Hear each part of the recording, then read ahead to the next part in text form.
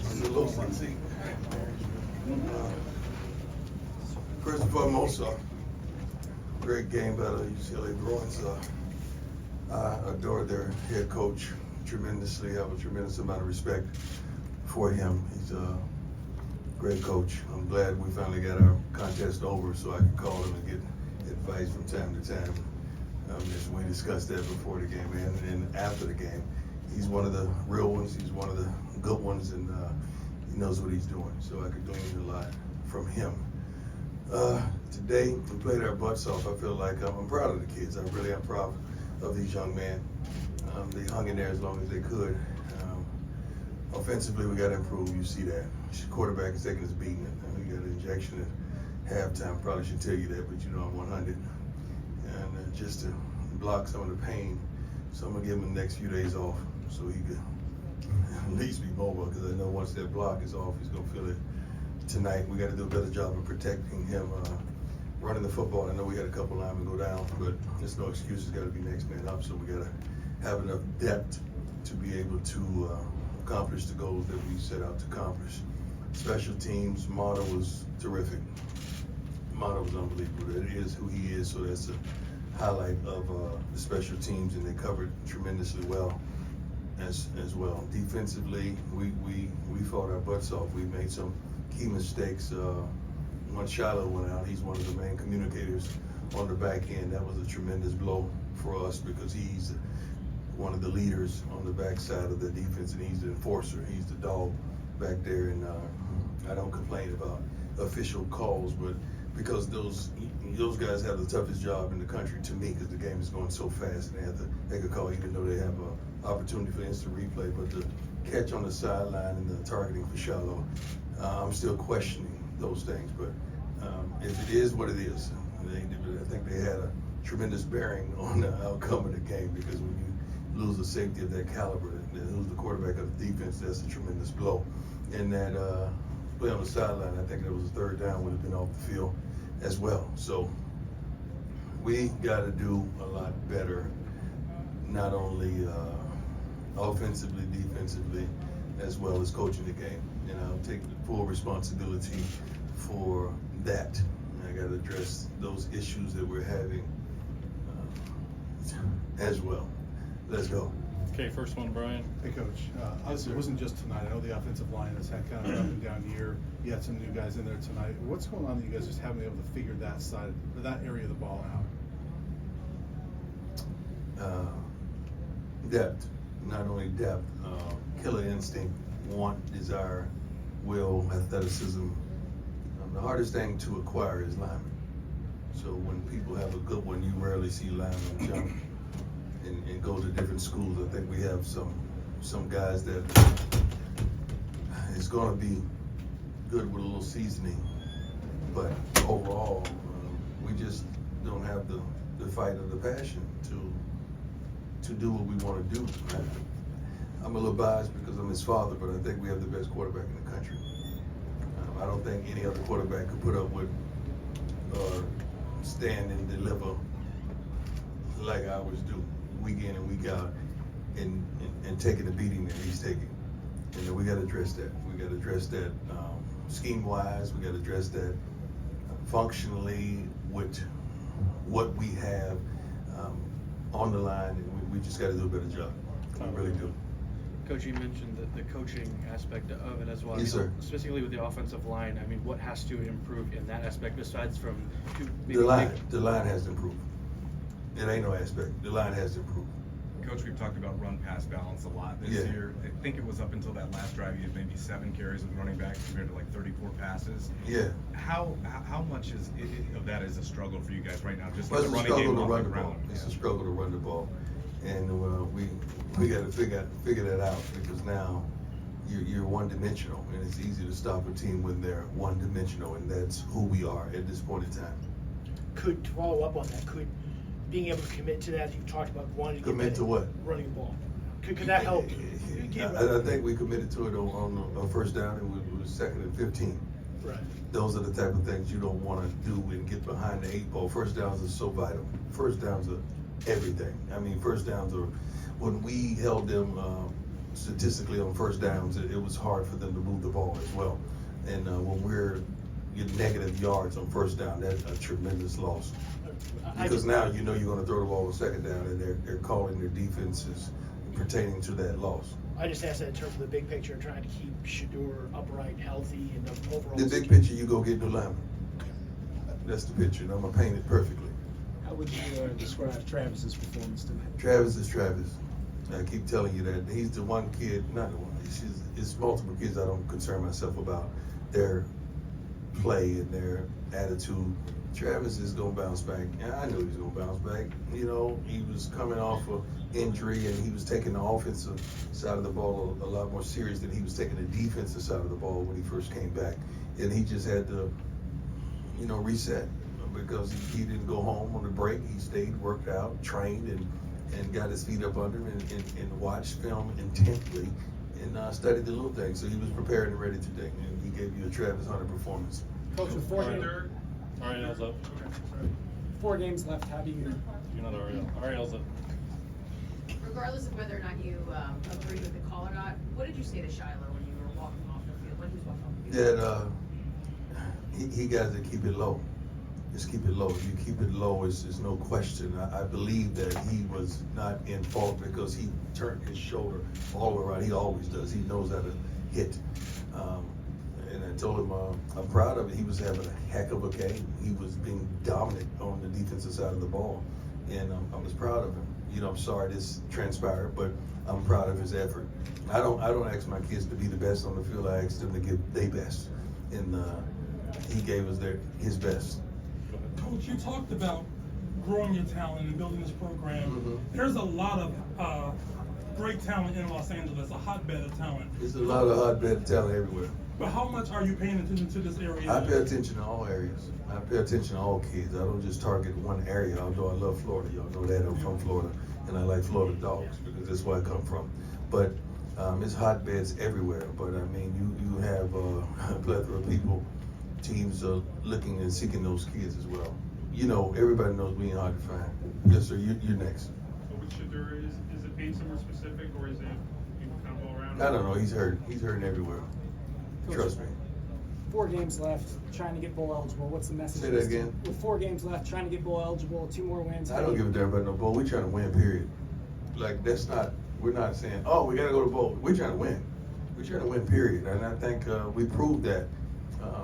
First half, the second half, I know we came back and gave it up explosions as soon as the second half commenced, but the young men played a heck of a game. They really did. They played their butts off. Like, a lot of the mistakes we made, we know we can do better than that. And they forced them, but we made tremendous mistakes defensively. I'm not going to talk about offense. We made tremendous mistakes defensively that enabled them to do what they did.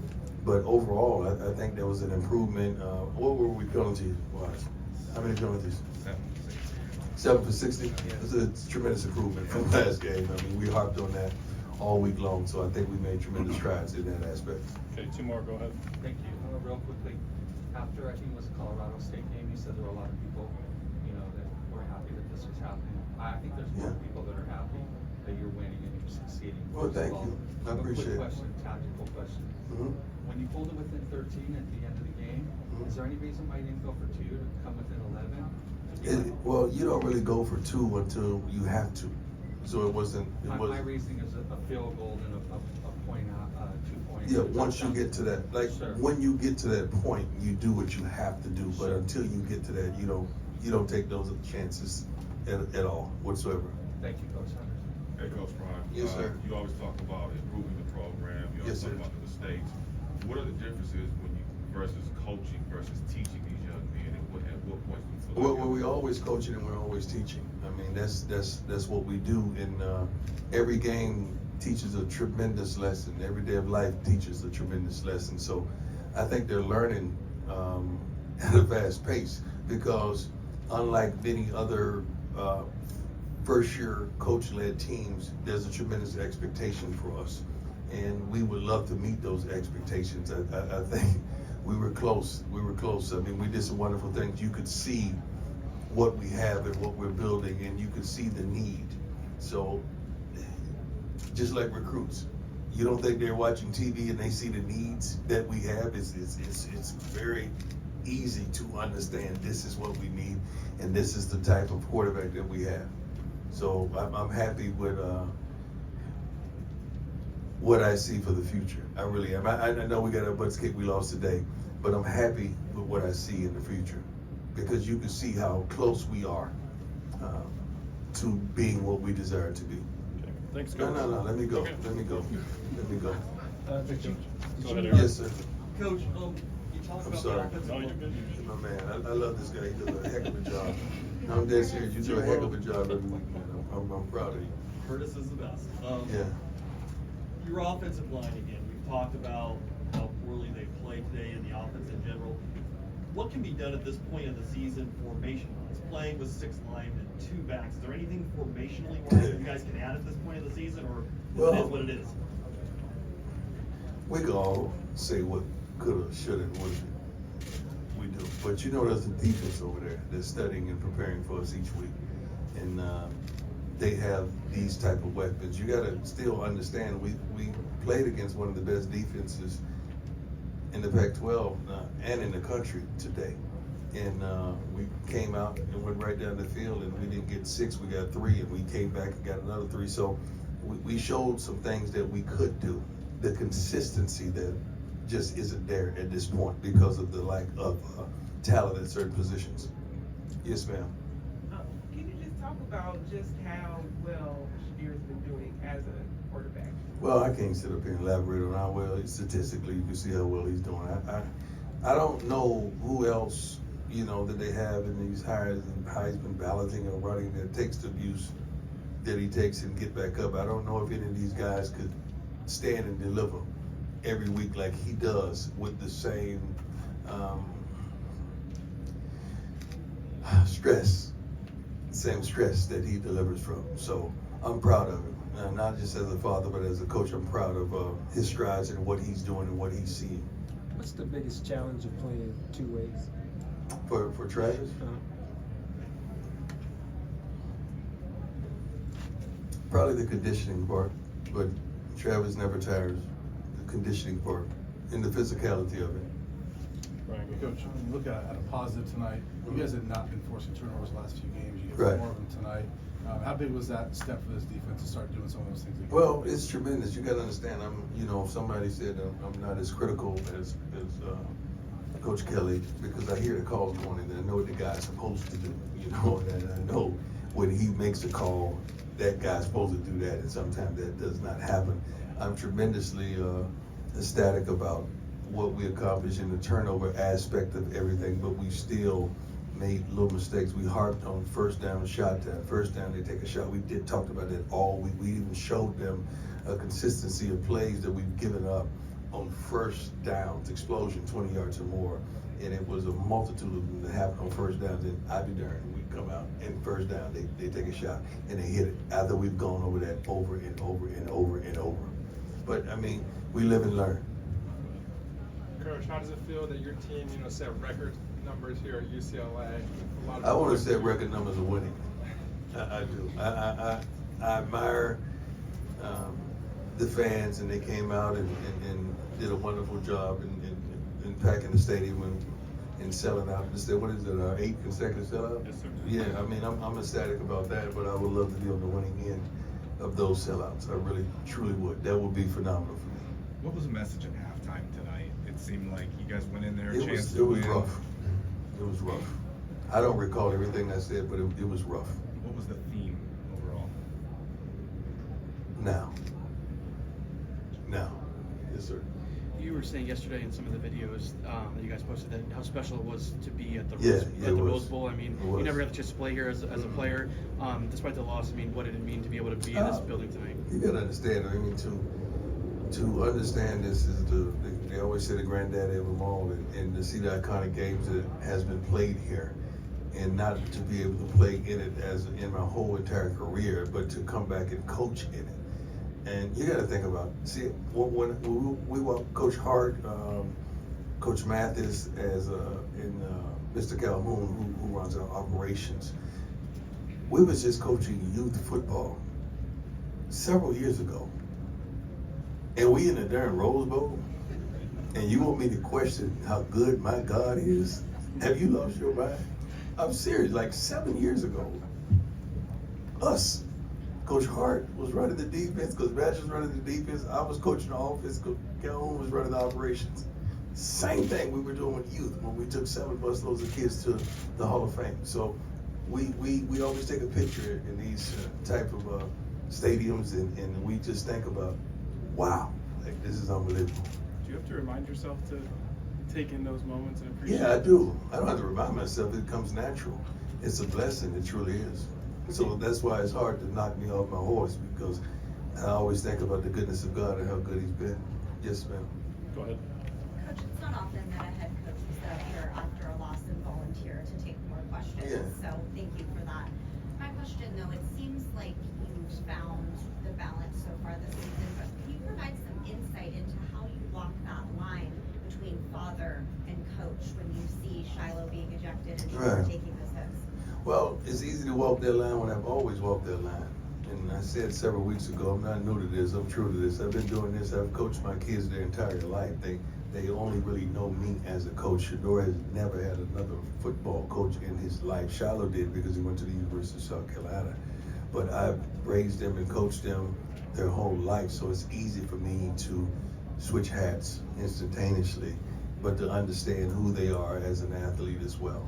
And I don't baby them, I don't sugarcoat them, I tell them 100, and I treat them as such. Unless I'm hugging them or kissing them on the jaw, you would never know which one of these kids are my sons.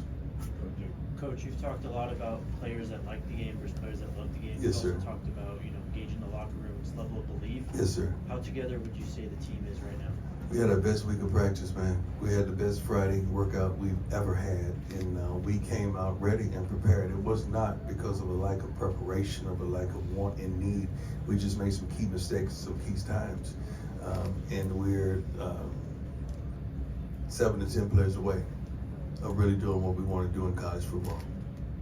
Anything else for Coach? We talked a little earlier this year about the offensive coordinator learning the quarterback. Yeah. How far along in the process do you think Sean Lewis and Shador are, and what have you thought about Sean's performance so far this year? You can't put me on the spot like that. I think the coaches are doing a pretty good job. Thank you. That was a great try. Valued effort. You gotta understand, I've sat in your seat for like 17, 18 years. So you understand. So I gotta know when it's coming. Coach, did you anticipate Travis at all on offense today? No, I mean, I do tell them who I want in the game and what I want now. And I don't discriminate for that. Last one. Coach, did you anticipate maybe going through a tough time like you're going through right now? When you took I'm not going through a tough time. What makes you think I'm going to do? What about me look like it's a tough time? Well, I know you're used to winning. Does it look like a tough time to y'all? No. I would love to win. I'm accustomed to winning, and we will win. We will win. Just put your seatbelt on and hold on. We will win. If you got to see what could possibly happen with the team that we have. I mean, shoot, we really only got our butts kicked once. And that was in Oregon. We got our butts kicked. It wasn't no winning that. Anything, all the other games, you could see how we could have won those games. We could have done that. So that's called hope in our book. And I'm thankful and happy for that. I appreciate you all. God bless you. I want you to have a safe trip home, wherever you're going, wherever you're headed. And let's wake up and smile tomorrow. Bless someone. Thank you, God bless. Thanks for taking the time, Coach.